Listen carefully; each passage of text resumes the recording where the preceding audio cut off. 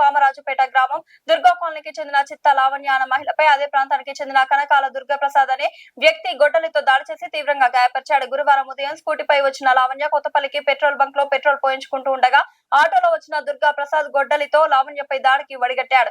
తీవ్రంగా గాయపడిన లావణ్యకు గోకవరం ప్రభుత్వ ఆసుపత్రిలో ప్రథమ చికిత్స అందించి మెరుగైన చికిత్స నిమిత్తం రాజమహేంద్రవరం తరలించారు. డ్వాక్రా గ్రూప్ లో జరిగిన అవకతవకలపై తన భార్య లావణ్య రాజమహేంద్రవరం కలెక్టరేట్ లో ఫిర్యాదు చేసినందుకు యానిమేటర్ కనకాల దుర్గాదేవి భర్త దుర్గాప్రసాద్ ఈ దాడికి పాల్పడినట్లు బాధితురాలు లావణ్య భర్త ఆరోపించారు. ఈ దాడి వెనుక స్థానికుడైన ఓ ఉపాధ్యాయుడి ప్రోద్బలం ఉన్నట్లు బాధితురాలు భర్త తెలిపారు.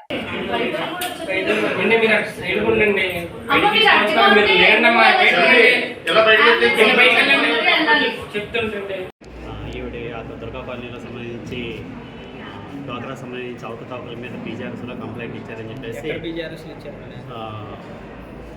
రాజమండ్రి కలెక్టర్ ఆఫీసర్ పీజీఆర్ఎస్లో కంప్లైంట్ ఇచ్చారని చెప్పేసి వాళ్ళ ఆయన కనకాల దుర్గాప్రసాద్ వాళ్ళ ఆయన మా మిస్సెస్ మీద పెద్ద కొండలతోని హత్య చేయడానికి అని చెప్పేసి వచ్చి చాలా తీవ్రంగా గాయపరిచాడు. ఆ పరిస్థితి కొంచెం విషమంగా ఉంది. కావున పెద్ద హాస్పిటల్కి రిఫర్ చేశారు డాక్టర్ గారు. రాజమండ్రి తీసుకెళ్తున్నాం. మరి ఇందులో కూడా కామరాజుపేట సింహతుల అత్యధిక ఆయన ఉన్నారండి. ఆయన డైరెక్షన్లో కూడా ఆయన కూడా 2-3 సార్లు మనం బెదిరించడం కూడా చేయగలిగింది. ఆయన మీద కూడా మరి పోలీసు వారు కొంచెం యాక్షన్ తీసుకోవాల్సిందిగా కోరుతున్నారు.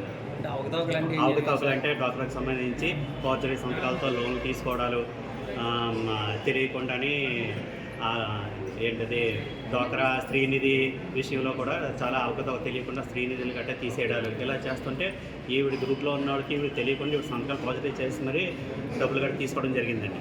ఇదే విషయమై పీజీఆర్ఎస్లో కంప్లైంట్ పెట్టి ఇక్కడ కోకవరం ఏపీఎం గారు సరిగ్గా విచారణ చేయలేదని చెప్పి రెండోసారి అక్కడ రాజమండ్రి కలెక్టర్ ఆఫీస్లో ఇచ్చారండి.